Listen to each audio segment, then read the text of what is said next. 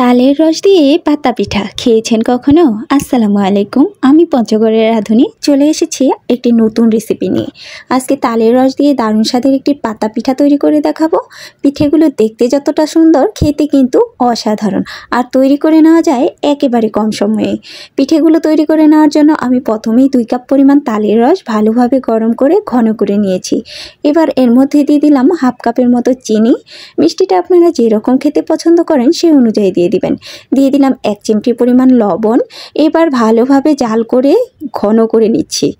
চিনি দেওয়ার ফলে তালের রসটা অনেকটা পরিমাণ পাতলা হয়ে যায়, তাই অনবরত নেড়ে চেড়ে তালের রসটাকে ঘন করে নিয়েছি। এবার নামিয়ে কিছুটা ঠান্ডা করে নিয়েছি। যখন হালকা ঠান্ডা হয়ে গেছে, এবার এর মধ্যে আমি অল্প অল্প করে চালের গুঁড়ো দিয়ে দিচ্ছি। 2 কাপ তালের রসের জন্য কিন্তু 1 কাপ চালের গুঁড়োই যথেষ্ট। আমি চালের গুঁড়ো দিয়ে ভালোভাবে মিশিয়ে নিচ্ছি। দেখুন আমার সুন্দরভাবে মিশিয়ে নেওয়া হয়ে গেছে। আর এই মিশ্রণটির ঘনত্ব ঠিক এরকম থাকবে, আপনারা দেখলেই হয়তো ভালোভাবে বুঝতে পারছেন। এবার আমি কয়েকটা কাঁঠালের পাতা নিয়ে নিয়েছি। পাতাগুলোকে ভালোভাবে ধুয়ে পরিষ্কার করে হালকা তেল ব্রাশ করে দিয়েছি। তেলটা কিন্তু অবশ্যই ব্রাশ করে দিতে হবে। এবার মিশ্রণটা উপরে লাগিয়ে দিচ্ছি।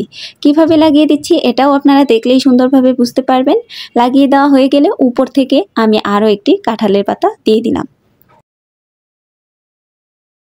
আমি রাইস কুকারের বাটিতে আগেই পানি বসিয়ে দিয়েছি। যখন এরকম ভাপ ওঠা শুরু হয়েছে, এ পর্যায়ে আমি পাতাগুলোকে একে একে তৈরি করে দিয়ে দিচ্ছি। এই পিঠাগুলো একটু মোটা হলেই ভালো লাগে। আপনারা আপনাদের যেরকম পছন্দ মোটা চিকন সেই অনুযায়ী দিয়ে দিতে পারেন। আর এই পিঠাগুলো 5 মিনিটের মধ্যেই কিন্তু হয়ে যাবে। 5 মিনিট আমি ঢাকনার ছিদ্রটা বন্ধ করে ঢেকে রাখছি। দেখুন 5 মিনিট পর ফিরে এলাম। আমার পিঠাগুলো একেবারে পারফেক্টভাবে রেডি হয়ে গেছে। এবার এগুলোকে আমি উঠিয়ে নিব। আপনারা চাইলে কিন্তু এই পিঠাগুলোতে নারিকেলটা অ্যাড করতে পারেন। নারিকেল দিলে পিঠাগুলো খেতে আরও বেশি ভালো লাগে, তবে আমার হাতের কাছে ছিল না, তাই আমি স্কিপ করেছি।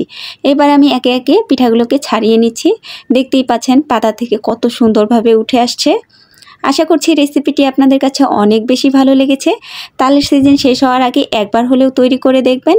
আশা করি নিরাশ হবেন না। দেখা হবে আবার কোনো নতুন রেসিপি নিয়ে। সে পর্যন্ত সকলেই অনেক ভালো থাকবেন। আল্লাহ হাফেজ।